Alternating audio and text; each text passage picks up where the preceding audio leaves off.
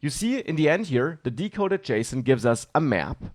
And in that map here, we have these IDs as keys. And as a value for the ID key, we have another nested map.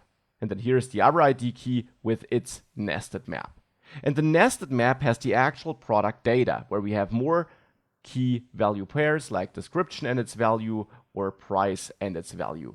So we have a map with another map inside of it. And that's of course useful to know because that now allows us to transform that data. So here we have our extracted data, so to say. You can name this however you want, which is JSON decode, which is equal to JSON decode response body. And that's that map with a map inside of it. So the type here is map. We will have string keys, right? These cryptic things here, these are strings. And then the value is another map, but actually we can just say object or dynamic here.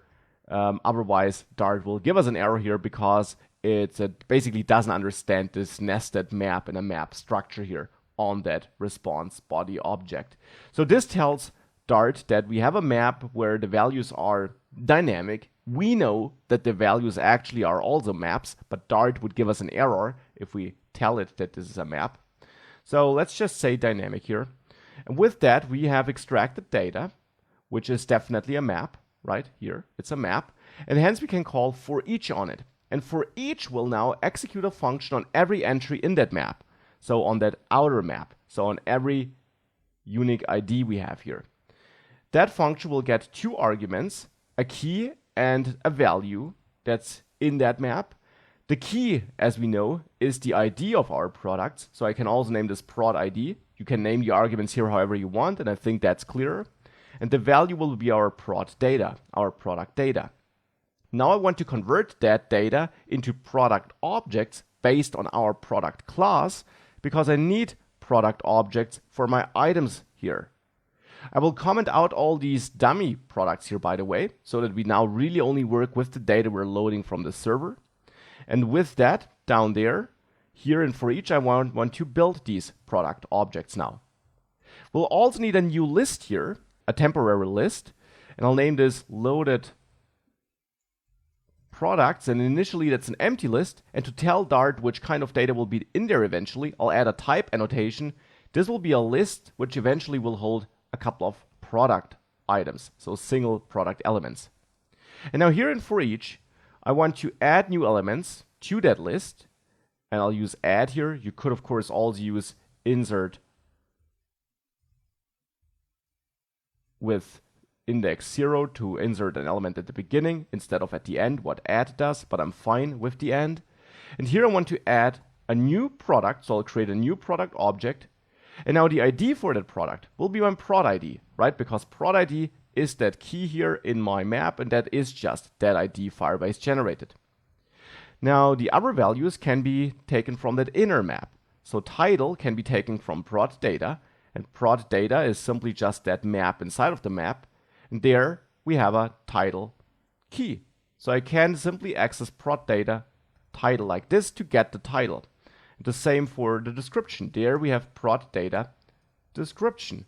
And the same for the price. There we have prod data price. And this should actually already be a double and not a string, because we stored it as a double on Firebase. As you can see, there are no quotes around it, so Firebase recognized that this is a number and stored it as such. Now I also of course want to get my favorite status, so I'll also access prod data is favorite, and of course also the image URL. So here we take prod data image URL.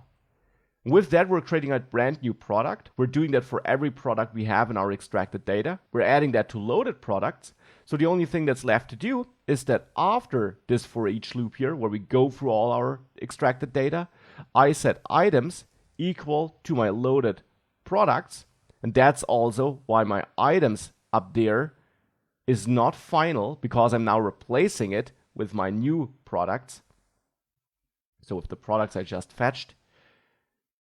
And, of course important, I now call notify listeners to update all places in my app that are interested in that. And one place that is definitely interested is the products overview, because here I'm kicking off the fetching of the products.